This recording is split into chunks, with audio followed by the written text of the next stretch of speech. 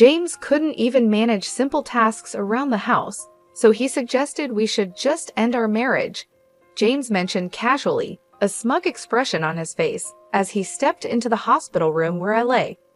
I was hooked up to several medical machines, and there was a woman next to him whom I had never seen before. Little did James realize, I had amassed a fortune worth $10 million, making a divorce not just a personal turning point, but potentially a life-saving escape for someone like me, who had been merely a homemaker until now. All right, if that's what you want, I silently consented. Staying married to someone who resorted to mocking his partner, especially when they were vulnerable and unwell, was unthinkable. I dug into my bag, retrieved the divorce papers I had the foresight to keep on hand, and presented them to James with a smile. He took them, clearly pleased with himself. Now I can leave you behind. I'll be happier with her, so don't fret, James declared, looping his arm around the woman, introduced as Sophia Loren. She gave me a disdainful look and mockingly wished me well, now addressing me as if I had lost my status upon their departure. They left the room in high spirits, but their joy was fleeting. Left alone, I couldn't suppress a loud laugh. It was Friday, meaning the divorce would be finalized by Monday. The anticipation of freedom in just 3 days was exhilarating. My name is Mary Forleo, a 51-year-old homemaker from a modest farming background. Although I had no special talents, I took great pride in my extensive knowledge of cooking. James, my husband of the same age and a college peer, and I had both moved to Kansas City from our rural homes. Living by ourselves, I often prepared various meals for James using produce and rice from my family's farm. Many believed I had won his affection through his James Sach, and I was conscious of this. Indeed, James has always been helpless with household tasks. Since our dating days and throughout our marriage, I had been the one taking care of him. I took care of all our home responsibilities, but sadly James and I never had children. Despite this, we found joy in our life together, bonding over our love for food. On his days off, we'd often go on short road trips, seeking out delicious meals to share. Initially, James was gentle and kind, but around 5 years into our marriage, his behavior shifted. He became more controlling. While he never became physically abusive, his words grew harsh, often leaving me hurt. Feeling powerless as a full-time homemaker, I rarely stood up to him, doubting he would listen or value my perspective. James landed a job at a prestigious company after college, but left 7 years later.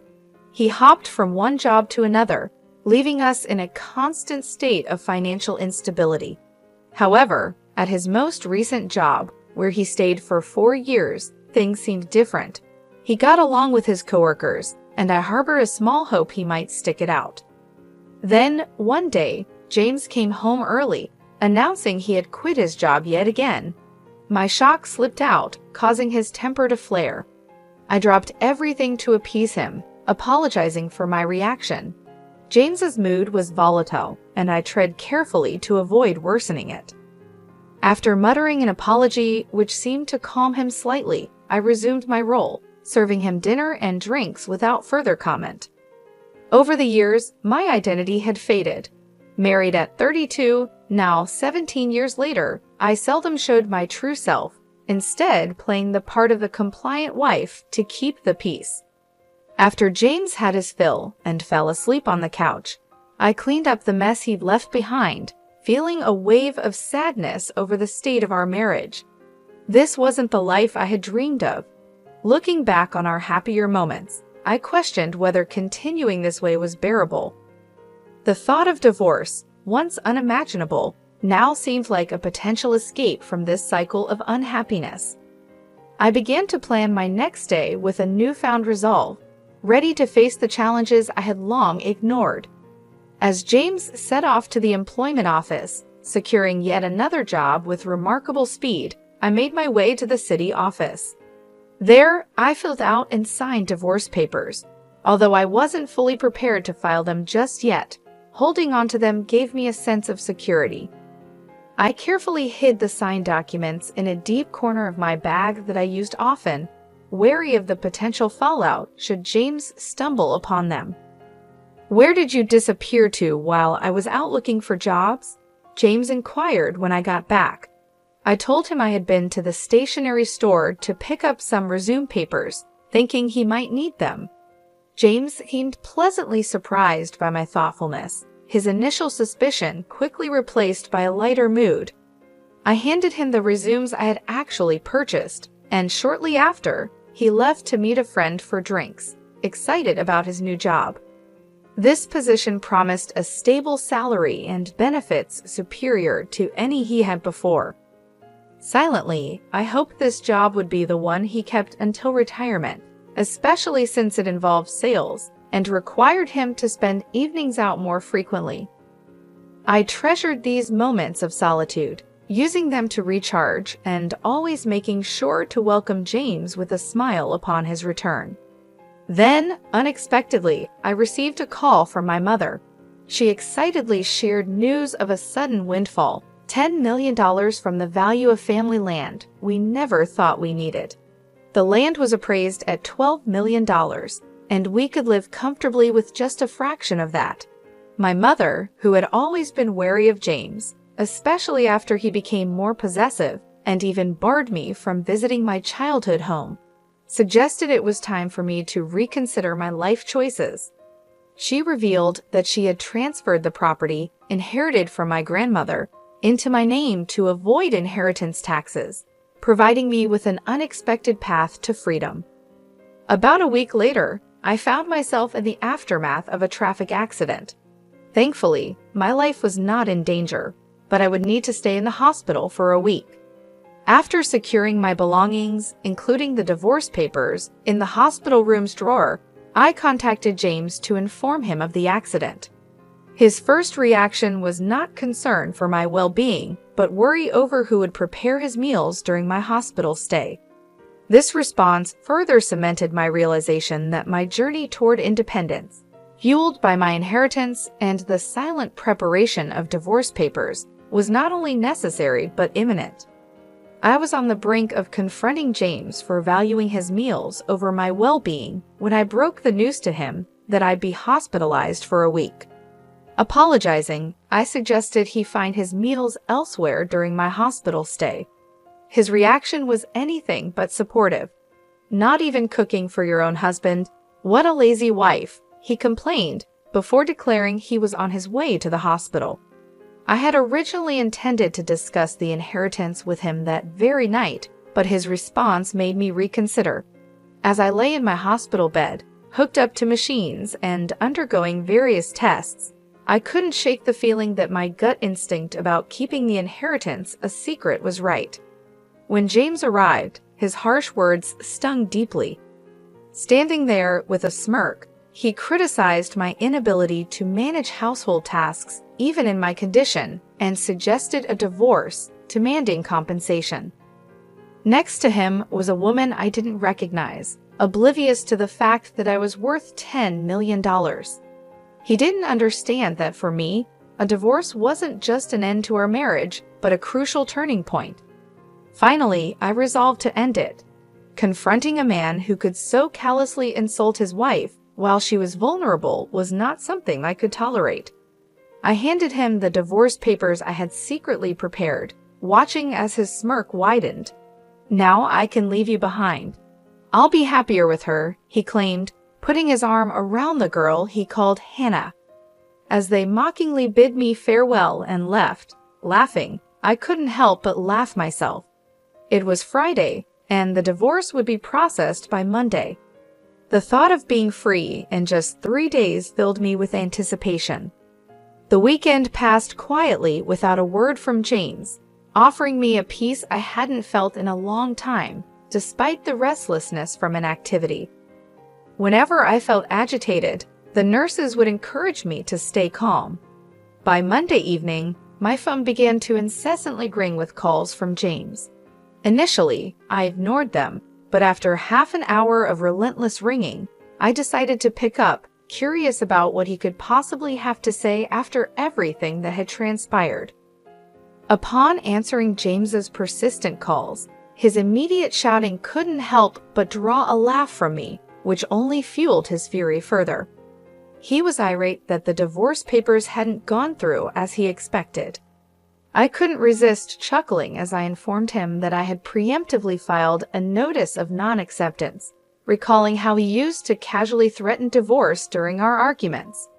I thought it best to safeguard against his impulsive decisions. James, flustered, demanded I withdraw the notice immediately. However, I stood firm, asserting my newfound resolve not to bend to his every whim. I calmly explained that any changes couldn't be made until after my hospital discharge, and even then, we would have to navigate the official procedures together at the municipal office. James's desperation, especially his eagerness to formalize his relationship with Hannah, whom he introduced as his new partner during my hospitalization, was both appalling and amusing. When I inquired if Hannah was the woman he intended to marry, James's confirmation only highlighted the absurdity of his situation. Since we were still legally married, Hannah was, in essence, his mistress. I maintained my composure in the face of James's irrationality, further agitating him by indicating that the division of our assets, including the complications arising from his actions, would be handled by my lawyer. I reminded him that I had diligently managed our home and remained faithful, placing the responsibility of our failed marriage squarely on his shoulders. James seemed confused, wrongly assuming that my inability to perform household duties while hospitalized constituted neglect on my part.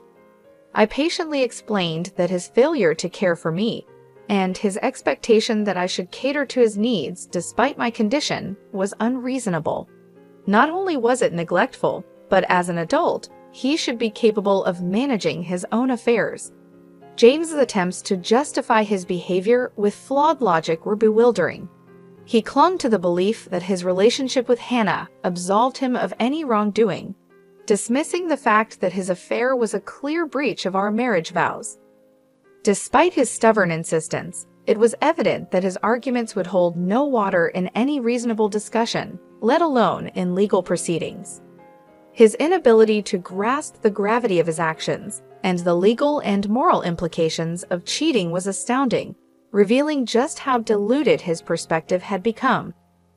Choosing to put an end to the unproductive exchange, I informed James that any further communication should be conducted through our lawyers. Cutting the call short, I didn't wait to hear his objections. Though he tried reaching out several times afterward, I steadfastly ignored his attempts, leading to his eventual silence. This brief respite was shattered the next morning, as my phone incessantly rang from 8 a.m. Answering the call, James immediately vented his frustrations about being unable to withdraw money from what he assumed was a joint bank account. Given that joint account holders typically have equal access, his difficulty puzzled me until I realized he might be attempting to access my personal account. Upon inquiry, James confirmed his intentions to withdraw from my account, igniting a tirade filled with irrational demands. James's outrage was unbridled, yet he failed to grasp the precautions I had taken the day before my hospitalization. Anticipating potential financial recklessness on his part, I had informed the bank to freeze any withdrawals until I could oversee them myself upon discharge. This precaution was vindicated by James's current actions attempting to withdraw funds from an account that, especially in light of our impending divorce, he had no right to access. Despite this, James saw no issue with his request and pressed me for an immediate withdrawal. I firmly reminded him that, in our current state, we were essentially strangers, and I was under no obligation to dispense money to someone who had effectively become an outsider to me. This newfound defiance took James aback, as he was unaccused James to me asserting myself in such a manner. His demands continued, now insisting on receiving money and compensation for the household duties I could not perform from the hospital. It was clear that, despite his educational background, James lacked the basic understanding and respect for our situation after 19 years of marriage.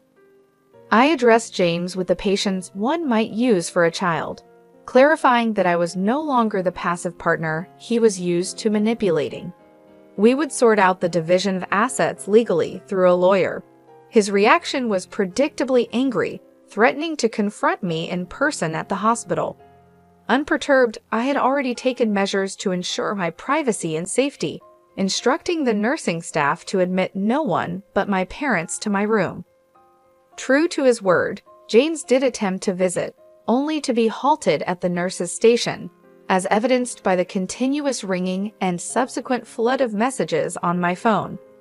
This barrier further illustrated the decisive steps I had taken towards independence and self-respect, standing firm against James's unreasonable expectations and intrusions. I archived all the messages James sent as proof and promptly reached out to my lawyer. It wasn't long before my attorney contacted James, which effectively halted the onslaught of messages. Just as I began to think the ordeal was nearing its end, a surprising turn of events unfolded. I was notified about a visitor, Lisa, a long-standing friend with whom I shared a passion for food. We used to explore dining spots together until my marriage. She reached out, expressing concern for my well-being, and dropped a bombshell. She suspected Hannah, the young woman seen with James, was involved in an affair with my husband. My shock deepened when I learned of Lisa's connection to Hannah. She was Lisa's niece. The revelation came about because Hannah had boasted to her family about marrying a 51-year-old man, and a shared photograph revealed that man to be James. The twist that Lisa was inadvertently linked to this messy situation through family ties left me astounded. Lisa had already briefed her sister, Hannah's mother, about the upheaval their niece had stirred in my life. She was contemplating seeking reparation from Hannah for the distress caused, but reassured me that our friendship, spanning 2 decades, wouldn't be sacrificed over this incident. Lisa had arranged a meeting to resolve the matter and invited me to join, offering to provide photographic evidence of the affair. After my hospital discharge, I headed to a secluded dining room in a restaurant with my lawyer, where James and Hannah were indulging in a lavish meal. Their brazenness caught me off guard. James had the audacity to suggest I foot their extravagant bill, but I firmly declined, asserting they covered their own expenses. My primary goal was to negotiate the division of our shared assets. Ignoring James's disparaging remarks, my lawyer and I settled in and laid out the evidence of James's wrongdoing. We presented legal documents delineating James's liability and the proposed division of property, alongside photos Lisa had taken, capturing James and Hannah's intimate moments and Hannah with another man at a hotel. This evidence visibly unsettled both James and Hannah, disrupting their meal. Lisa's timely entrance further escalated the tension. She confessed to capturing the incriminating photos, leaving Hannah bewildered by her aunt's involvement. Lisa then took the opportunity to clarify her actions, emphasizing the importance of accountability and the consequences of Hannah's choices, all while supporting me through this tumultuous chapter. Her intervention not only reinforced our bond, but also underscored the complexities of personal relationships intertwined with familial connections. Lisa, amidst the unfolding drama, assured me of her continued friendship, despite her intent to seek reparations from Hannah.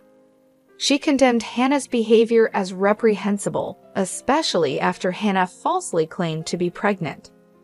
When confronted, Hannah looked visibly unpregnant, leaving everyone, including James, astounded by her claim.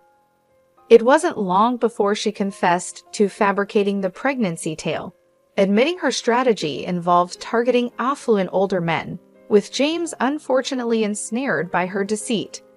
She hoped the lie would prompt James to leave me, but with the truth out, James was at a loss for words, especially when faced with his financial incapacity to address the situation.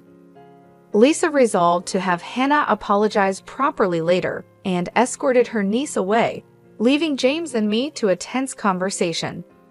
James, now grappling with the fallout, attempted to salvage our relationship, suggesting a fresh start. He argued that my lack of recent employment history would hinder my independence, to which I confidently responded that my financial stability was assured, thanks to my significant personal savings, excluding him from any claim to it. This revelation, along with my intent to proceed with the divorce, underscored my independence and the end of our nearly 3-decade-long marriage. In the aftermath, Hannah made a monetary apology transferred directly to my account, an action enforced by her mother, who also mandated her employment to amass the owed compensation. James, alienated by his actions and the subsequent familial backlash, found himself financially strained, necessitating loans to fulfill his obligations towards me.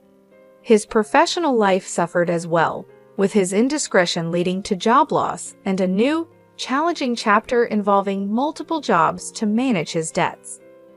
With the compensation received, I directed a portion towards charitable causes and relocated to the countryside, investing the rest in a serene and fulfilling single lifestyle.